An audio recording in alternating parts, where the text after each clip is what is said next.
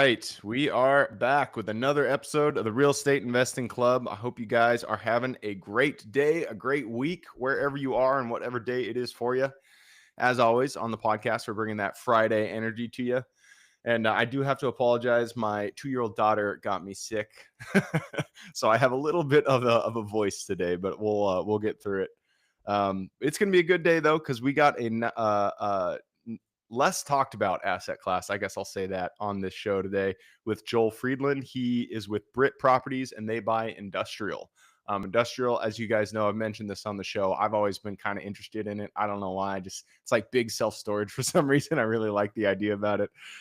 So I'm super excited to jump into this, learn a little bit. Joel has a ton of experience. He's been in it since, I believe, if I remember what you submitted, Joel, 1991, I believe, is when you first got in. So you've been in for a while. A lot of wisdom to jump in. Joel, thanks for hopping on the show. Thanks for having me, Gabe. Actually, I started as a real estate broker, an industrial real estate broker in 1981 when I was Oh, 22 years old. I nice. worked for a family business, but it wasn't my family, that owned 80 industrial buildings around the Chicago area. And they trained me as to how to do leasing, selling, and syndicating. Very So it cool. was great. It was amazing. It was a father, two sons, and a daughter, and they took me under their wing like I was a family member. That So I I've learned about mentioned this. industrial. Yeah, I've mentioned this on the show a few times. Like I wish I had that kind of start where you kind of get to be part of a small family office that's buying a certain asset class and you just get to learn. I mean, those I bet in those 10 years you learned everything there was to know about industrial. I learned as much as I could, and then in the last 30 years, which is You a learn the long rest. time, I've learned a lot more. Many lessons. Yeah. Nice. Well, let's get into those lessons. We always like to start with stories. We like to hear, how people got from where they started to where they are today. You already kind of gave us the beginning of that story. You worked with a family office. You were a broker doing leasing, that kind of stuff. So tell us how it's gone since then. Like what has your career trajectory been? Well, I left that family in 1991. That was the year that I started my own business with a couple other guys, and I stayed close with the family. By the way, I still am close with them. It's really important for me to have long-term relationships, and that's really the thing that I would say is the essence of who I am. I'm 66, and I do whatever I can to maintain relationships with people and investors. So I've started putting my own syndications together, and since then I've acquired 107 industrial buildings, Wow. probably about $300 million worth. And to make it simple, I have about 300 investors, and they go back with me as far back as 34 years. Wow. And we've sold 82 buildings, so we currently own about 25 buildings. And the biggest thing that you need to know about industrial is that there are many kinds of industrial. When you drive by an Amazon facility on the side of a highway, that's called big box or class A. And what I buy and syndicate are what are called small box class B. Every town in the world has industrial parks. There's usually an industrial drive. It's the old industrial park.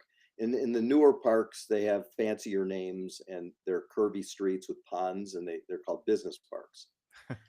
The key thing about industrial class B small buildings is in Chicago, it's a lot of manufacturing. So Hmm. of our 25 buildings, we have about 17 manufacturers who have big machines that people who are very well trained. The labor is well trained, technical, and they make parts for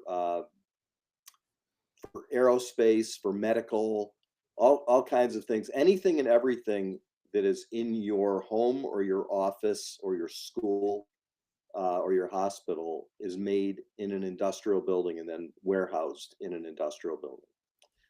That's the background, and these are usually longer term leases. Unlike self storage, where someone can get out of the lease, tenants sign leases with us for 3 years, 5 years, 10 years, 15 years. We had a magnet company that was in a building of ours in a town called Elk Grove Village, which is near O'Hare Airport, and they manufactured magnets for industry. Magnets are in everything. Magnets are in your computer. Magnets are in your car. There's magnets everywhere. Who knew? Yeah. And they would manufacture those magnets in their building, and they signed a 15-year lease because there's so much equipment they can't afford to leave. And Mm, the rent goes up every single year, goes yeah. up usually by about 3%. So we start out with our investors, our limited partners, making 7 or 8% as a yield. And over a 15-year period, it probably averages about 9.5% to 10.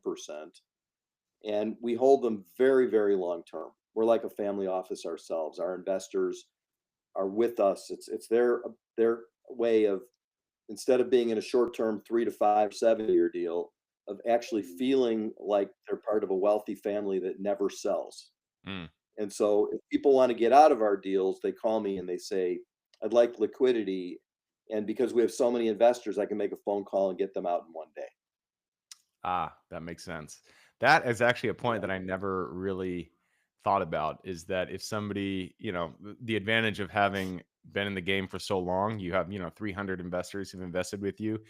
It gives, I mean, it's an advantage for the people, the addition, new investors coming in, because if somebody's in the pool and they want to get out, those new investors will be able to take their place. And so I mean, like you said, it allows liquidity in the investor pool that's already engaged in these, 15-year investments. So yeah, that makes a lot of sense. Are you, Yeah. I mean, while you were talking, a lot of questions kind of started popping up in my head. One of them, you mentioned manufacturing. You guys like investing in you said B class. I don't know if that's specifically what it's called, but the B class type of industrial. And you kind of broke it into two categories. You said manufacturing and warehouse.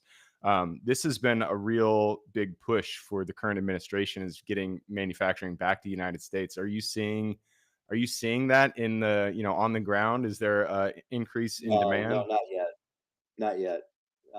It takes years and years to set up a Mm, manufacturing operation, and the plan that goes into it, the strategy is a years long process. We won't see any of this for 4 to 5 years if it happens. But I want to tell you one more interesting. We do all of our deals debt free. We don't borrow wow. money. We don't like banks. We're very conservative. Our investors don't lose money. In 2008, I had 50 buildings, Gabe, and 10 of them were in trouble because of the global financial crisis. Mm, And I was into the banks for $70 million worth of personal guarantees. And jeez. I was in a position where we had to sell buildings that we didn't want to sell just to survive. Right. And it was a really, really rough time. In fact, I thought I was going to lose my house. I thought I was going to lose all my buildings. I thought my investors were going to lose all their money. Mm, And I decided to fight it out and keep things going and not let the buildings go down, not let the portfolio go bankrupt. And I worked it really hard. But for the beginning of the 2008 disaster, I fell into a depression because I was a hot shot until then. yeah.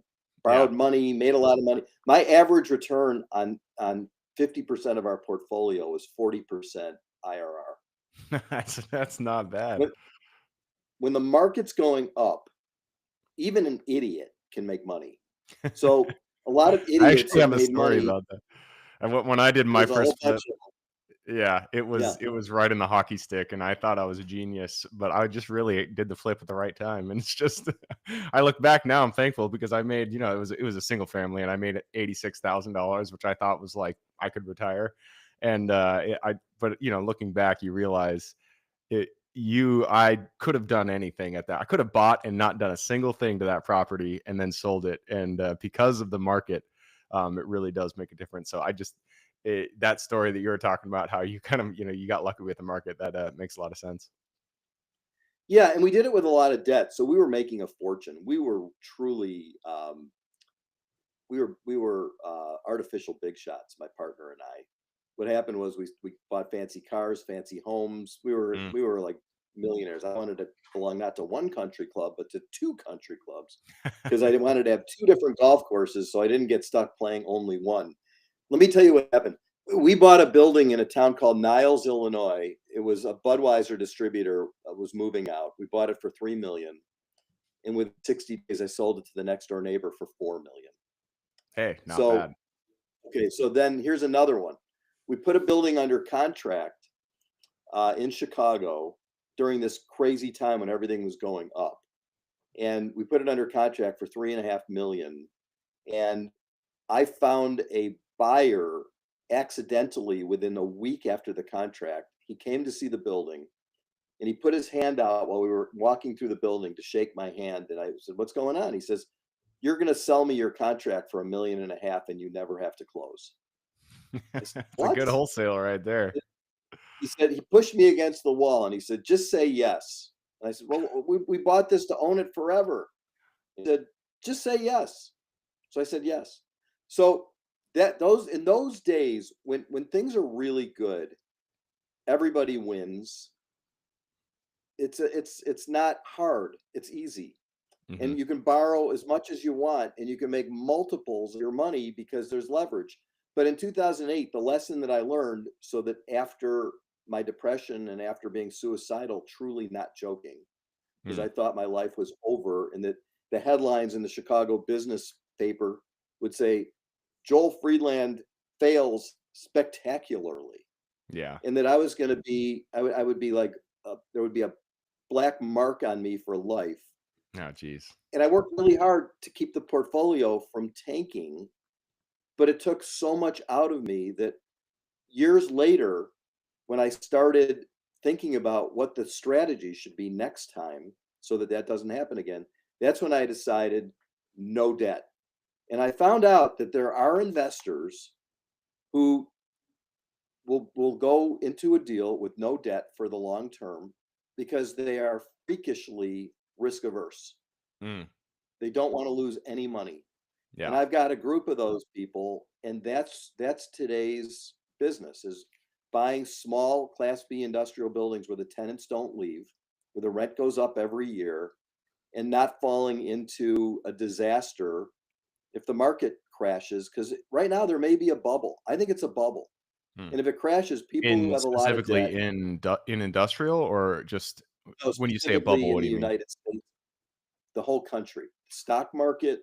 I don't know when someone's going to be watching this in the future, but if someone watches this, this will not age well if everything keeps going up and the stock market doubles again, like it has in Yeah. the past few years.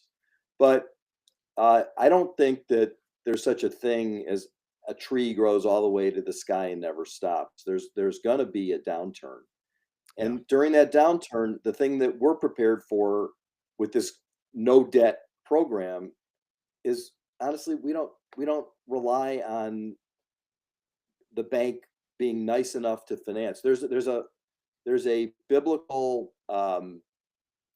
it's in Proverbs. It says the borrower is a slave to the lender. It's biblical. It's true, and that's what I found in 2008. They owned me. Yeah. So do you find without using debt, and I like your strategy. I like the idea of not having debt. I don't like, we do a lot of seller financing, so we negotiate with the seller. We try not to take on bank debt. Uh, but I like the idea of no debt. It's really attractive, and I feel like it takes a lot of the stress out of the equation. But I feel like it would also be a little bit more difficult to get the returns a lot of investors want to see. Do you find that's still true, or Yes, are they yes, you're don't? exactly right. You're exactly right.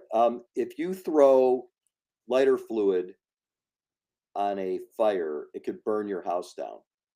But if you put lighter fluid on your barbecue, it can make you a tremendously good sizzled steak.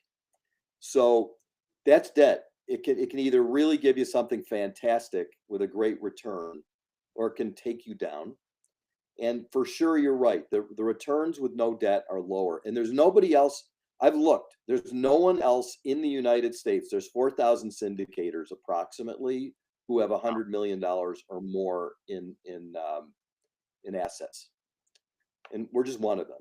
Yeah. And of those 4,000, there's not a single other one that I've ever come across who does debt free. we're unusual, and it does hurt. It hurts the return. There's no doubt about it. If someone wants an 18% IRR, we're not the guys. Because if you do shoot for an 18 IRR, you've got to be doing something that's risky. Yeah. Yeah. Well, yeah. We're I mean, lucky to make we're there, lucky to make 12 to 14% on a good deal. If we own it for 20 years, think about it this way: if the value of the building goes up 5% a year, that means that it doubles in 20 years. So 5% a year. If we own it for 20 years and our average cash flow yield is 11 and it goes up 5% a year, just straight math, it's a 16% return. We don't often do that well. yeah. Usually the buildings go up on average 3% a year. So if our average over 20 years is an 11% cash flow yield, it brings us to 14. And that's not a 14 IRR. It would be a 12 IRR, because IRR has the time value of money. I'm talking about just average annual return. 12 to 14 safer is what our guys like. But Yeah. I can't pull the trigger after what I went through on a riskier deal. And I don't think anyone else should do this. Yeah. I don't think people should invest only in safe things. You need to take risk. So people who go in with someone who's got the debt like you do, I strongly support that. We're just for like the little corner of somebody's portfolio that they want to have super safe for cash flow, and everything else they should do with a lot of diversification and take more risk, especially if they're as young as you are. I'm 66. And at my age, I just don't want to end up living in my kid's basement because I blew all my money being too much of a risk taker. That's totally reasonable. I understand. So you've mentioned you've done, I think you said 100 and something deals, 110, but you've sold 80 of them. So how do you Yeah. know? I actually just recently went through this. There was two small self storage facilities I had owned, one of the first two that I bought, and I had just held on to them, but my return on equity was really low because I bought them for such a good price. And I realized that the cash flow they were spitting out was nothing compared to the equity that was sitting in the deal. And so I finally, after years, decided to sell these things. But even then, it was really difficult to get there because I was always, I always hear all the other investors saying, "I never sell, never sell, never sell." But you've sold actually the majority of your portfolio at this point. So how do you know when the right time to sell an individual asset is? It's so hard. It is such a difficult decision to make. We had a building in a town called Schiller Park, and we bought it in June of last year for $1,140,000. And we have a tenant, and the tenant's been in there. They do delivery for the Gap. That's their business. Instead of going to UPS, the Gap has individual regional delivery companies, and they save money that way. Mm. So it's a good company. They have 14 locations around the Midwest. Chicago is just where they have a few of them, but they're in Indiana and Wisconsin. So we got an offer from a developer for $1,750,000. Remember, we bought it for $1,140,000. Mm-hmm. So you look at that and you say, okay, we've had it for a year. Should we sell it? Yeah, I would be hard pressed not to take that offer. We didn't sell it. But boy, my partners and I struggled. We had meetings, we had calls. It's like, oh man, it's so much. It's so much. The tenant's lease was coming up, and we called the tenant and we said, are you going to renew your lease?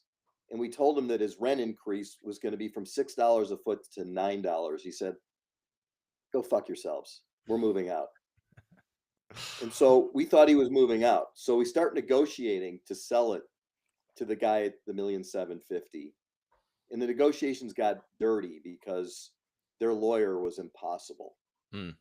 And it was really, when I say dirty, I mean just messy, messy. Yeah. And As we're lawyers, negotiating and tend to do. negotiating, and they want to tie it up for 6 more months, and they want to do this and they want to do that. And ultimately, the tenant calls us back and says, hey, Joel, I went and looked at the market, and we made a decision. We're going to stay. We're going to extend our lease. So I had this buyer who was difficult. Their lawyer was difficult. And now, instead of having a building about to be vacant, I had a renewal from the tenant. So we had a meeting. We have an advisory board of 8 very smart people who invest with us a lot. And we said, "What do we do?" And they said, to Eric and to me, we're the two managers of the LLC. They said, "Do what you want to do, guys. We'll take either one." And Eric said, "I think we should keep it. It's still worth $1,750,000. We're just not getting it. It's still like what you said.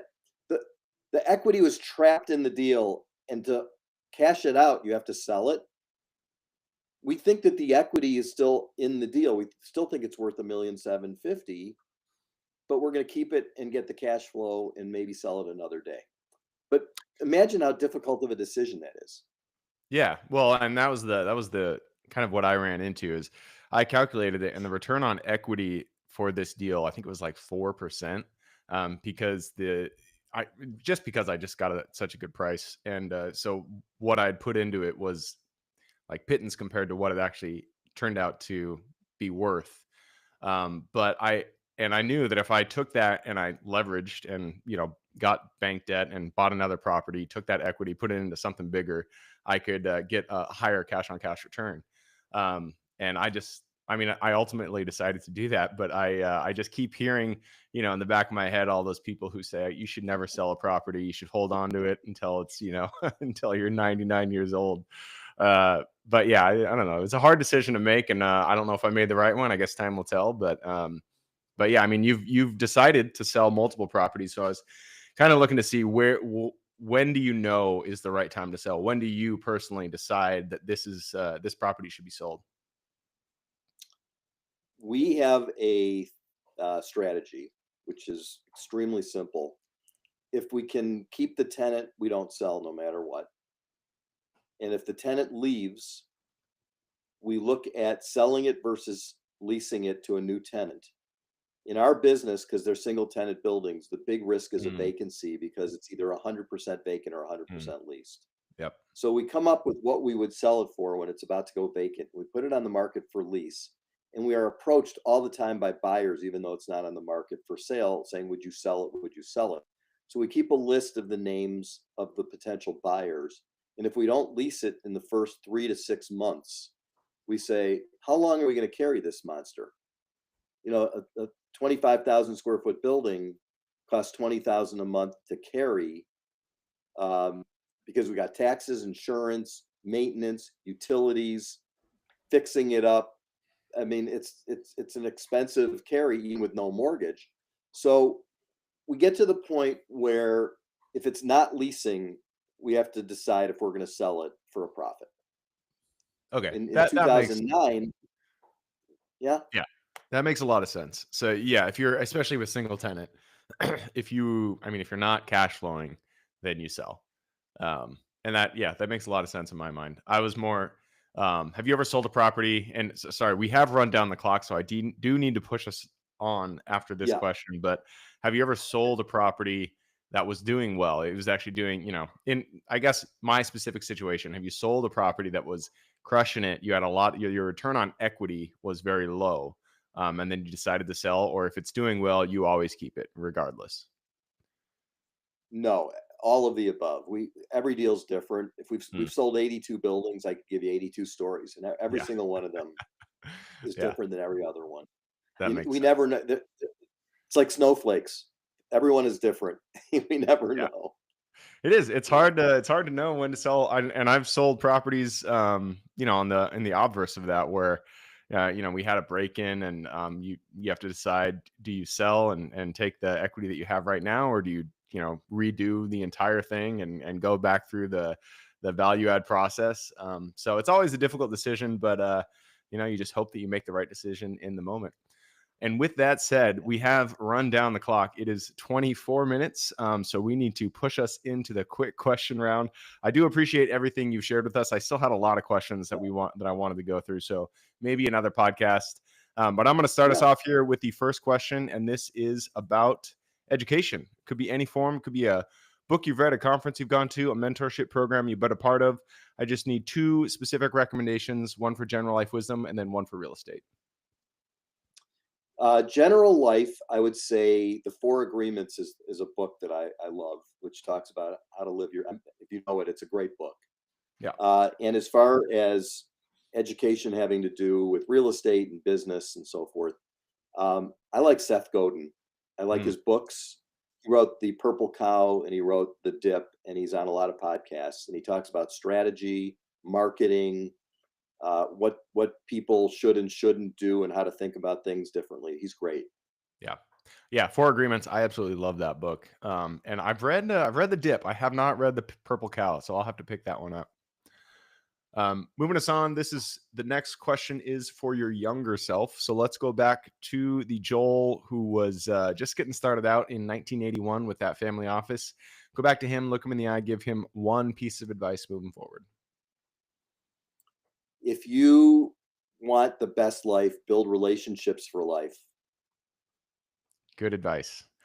Good advice, and something that not a lot of people say on this podcast, but I feel like, I mean, we always talk about networking and developing relationships, but we don't talk about keeping those relationships over the long haul. And that is, that is the test of a relationship if it survives. And so, great advice, especially for real estate. Next question is kind of a cop out for you specifically, but I'm going to ask it anyways. The United States is a big place. There's a lot of opportunity out there. Give me the single metro you're most excited about investing in today. This is silly, but South Florida because of the weather. Ah, It's okay. freezing here in Chicago in the wintertime. I bought a couple buildings in Florida over the years, and I'm so stupid to live in Chicago. I should live in Florida and own buildings in Chicago. But I love That's, that. I want to buy more in that market so that I have buildings I can drive to and look at and take care of while I'm down there. I thought you were going to say Chicago, so it was not a cop out. That's great. Yeah, we were talking before the show. I live in Seattle, so we don't have the same climate as you, but I totally understand the need to want to get somewhere a little bit warmer during the winter season for sure. All right. Next question is about finding deals. It all starts with getting in contact with the seller and penning that purchase agreement. So, what is your favorite way to generate leads and find new deals? We have bought 3 buildings in the last 6 weeks from Wow. cold calling door to door in industrial parks.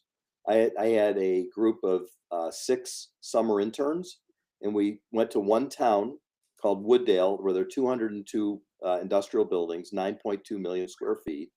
We divided it up 6 ways for the 6 interns to each one call on about 33 companies every single day until they got through to the owner. And we ended up from that effort finding 2 buildings that we actually bought in that town. Damn, nice. Cold calling, just you can't beat it. I've tried all the different strategies. I've tried, cold texting. I've tried email. I've tried mail. I've tried whatever you name it. I've done it. Cold, pay per click, Facebook ads, but nothing beats cold calling in my mind. It is the best way to generate leads. Cold, door knocking probably would be better, but the problem is it's hard to actually get meet the seller when you're door knocking and like be there when the seller is there. And so, yeah, cold We calling. we wait for the we wait for the Mercedes or the fancy car to come during lunchtime to the building, and then they go in the side door, not the front door, and we wait, and then we approach who looks like the owner of the company or the owner of the building. We say, "Are you the owner of the building?" One guy was carrying a McDonald's bag in, and one of my interns said, "Are you the owner of the building?" He says, "I am." He said, "Good McDonald's today?" He says, "I love McDonald's." He said, "Would you sell the building?" He said, "No, go away." The guy went to him 7 times after he got to know who he was, and finally he said yes. Nice. McDonald's bag guy. Classic stakeout. I like it.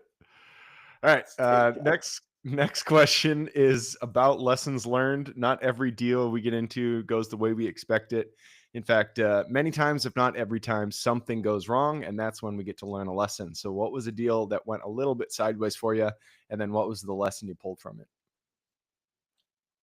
I bought a building that was too big. We buy small buildings. It was too big, so there weren't enough tenants. There's more tenants for smaller buildings.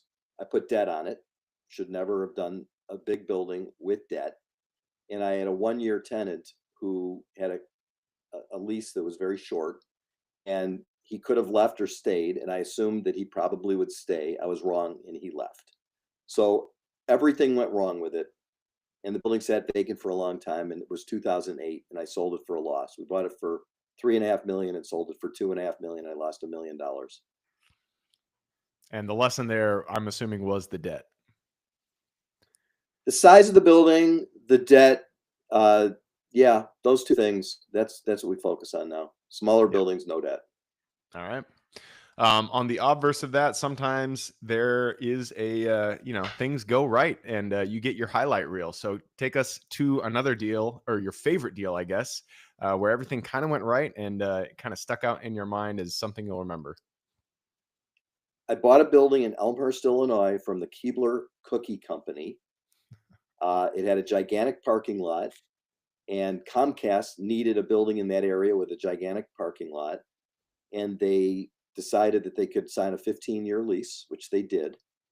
And we ended up making a 35% annual return on average for 15 years, and then sold it 2 years ago to a trucking company when Comcast left. Wow, that is fantastic. That is definitely a highlight reel. All right, that Once leads in a us. lifetime. Once in a lifetime. Hey, but when they Yeah. come, you take it. And we've said this a lot on the podcast too. Half of everything is luck. You just, it's all about volume, getting those numbers up, and then sometimes luck's going to come through the door, and you just take it when it comes. So there's no shame in that for sure. Next question is about raising money. It does take money in real estate to make money. No questions about that. So what is your favorite way to raise capital? Referrals from existing investors. We get at least 1 or 2 a week. Nice. I like it. And that's how you built your 300 strong investor list. And that, I guess it all starts with actually getting a deal done that gets a good return for those initial investors, and then the snowball starts. And that leads us to the very last question. This is for the listeners. You've given us a lot to think about. I'm sure people want to reach out, get in contact with you. This is a two-parter. Where can they find you? And then what can they expect when they reach out? Our website is britproperties.com, BRIT1T properties.com. And they can expect us to give them a lot of information with PPMs, offering documents for deals that we have open. And we also, this is probably an unusual answer, everybody needs to know the succession plan of the people they invest with. What happens if the guy dies? What happens if he gets sick? Who takes over? Who's in charge? How well have you thought that through? And I will send them a copy of our succession plan. Nice. That, you're the first person to mention that. That's very interesting. But very relevant. Gabe, I'm 66. I got to think about these things. I get it. So I will put that link in the show notes. If you guys want to reach out to Joel, all you got to do is click the little more in the description. It's going to pull down that full description, and in there you can find his links. All right, man. That wraps it up. Thank you very much for hopping on the show. Thank you so much. Absolutely. For everybody who's here with us today, thank you guys for showing up. You are the reason we do this. So if you guys have any questions, reach out to me, Gabe at therealestateinvestingclub.com. If you guys want to support the show, just leave us a review or subscribe or whatever you want to do. Other than that, I hope you guys have a great week. Keep rocking real estate, and I look forward to seeing you on the next episode.